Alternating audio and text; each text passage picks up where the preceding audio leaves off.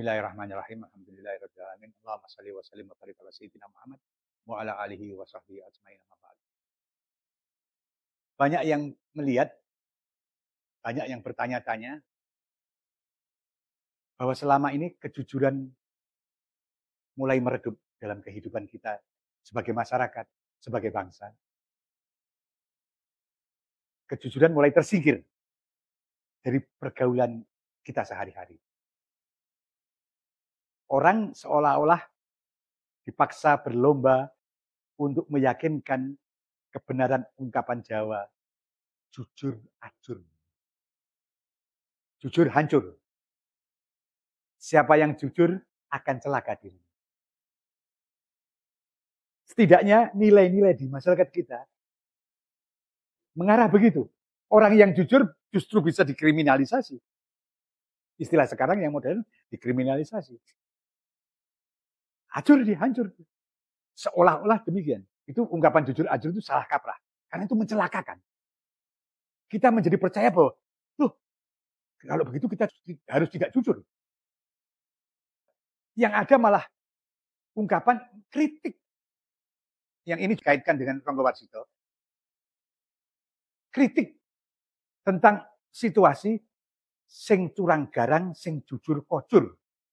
Yang curang berkuasa, yang jujur sengsara. Ini adalah kritik pada kecenderungan sosial waktu itu. Di mana orang-orang yang jujur malah justru disengsarakan.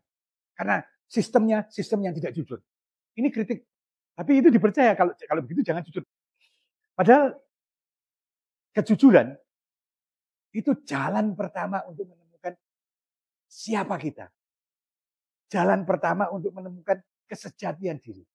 Salah satu muatan makna sidik itu benar, dan bahasa Arab dengan bahasa Indonesia atau bahasa Jawa atau bahasa Inggris itu kan agak sulit diterjemahkan kecuali dalam kalimat, bukan kata per kata. Tapi kalau kita mau mempermudah, ada muatan jujur di dalamnya, sidik itu. Kecuali muatan benar. Atau satunya kata dengan perbuatan. Jujur adalah muatan pertama bagi tatanan masyarakat. Sidik itu, kalau kita mengacu pada 4 sifat yang dinisbahkan pada Rasulullah untuk mencoba meneropong kondisi sosial, yaitu sidik, amanah, tablik, fatonah. Sidik itu kita setiap anggota mengenali diri. Mulai dari mana? Berkali-kali kita bahas. Sidik itu artinya kalau kita pakai dalam konteks ini jujur, benar, satunya kata dengan perbuatan. Oke? Itu landasan orang berinteraksi satu sama lain. Kemudian relasi sosial itu mengandaikan adanya amanah. Amanah itu sama dengan iman, sama dengan kata dasarnya kepercayaan, keterpercayaan. Tidak mungkin orang membangun relasi sosial kalau tidak ada kepercayaan satu sama lain. Bahkan kita lihat dalam banyak kasus, tanya sarjana hukum manapun, tanya ahli-ahli hukum. Setiap hukum yang ditulis apapun, ada lubang di mana orang bisa mengkhianatinya. Karena dasarnya itu hanya soal teknis saja. Yang dasarnya Anda bisa percaya nggak dengan orang yang Anda terikat dengannya. Kalau nggak bisa percaya, yang tertulis itu bisa dibolak-balik, ditafsirkan macam-macam. Jadi amanah itu penting, keterpercayaan dalam relasi sosial. Kalau orang sudah memiliki kejujuran, terpercaya, maka kalau bicara, dia akan diterima pembicaraannya. Minimal orang akan memperhitungkan apa yang dikatakan.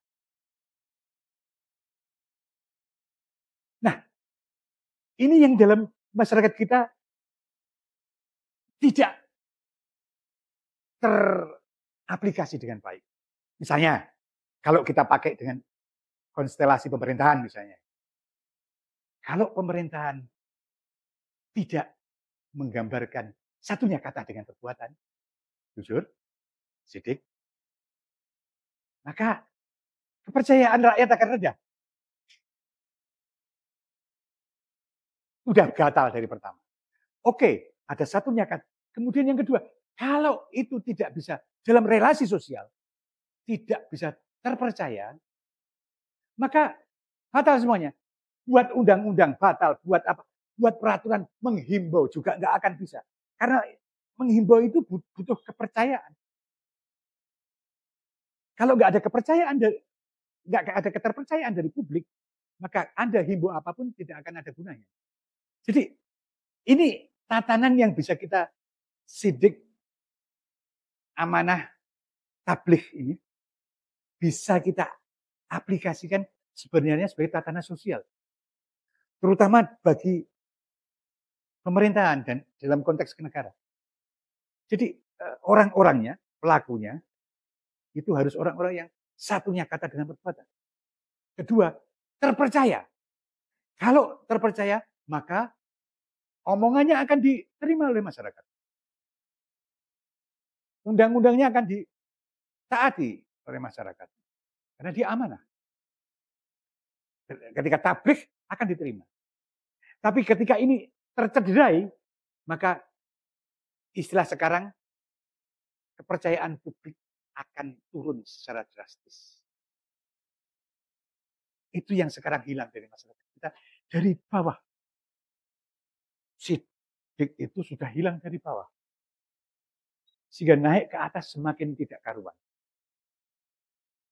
Padahal janji kalau ini 4 ini kita pegang, kalau seorang pemimpin mampu mempraktekkan 3 ini, maka akan muncul yang namanya patona, kecerdasan adi.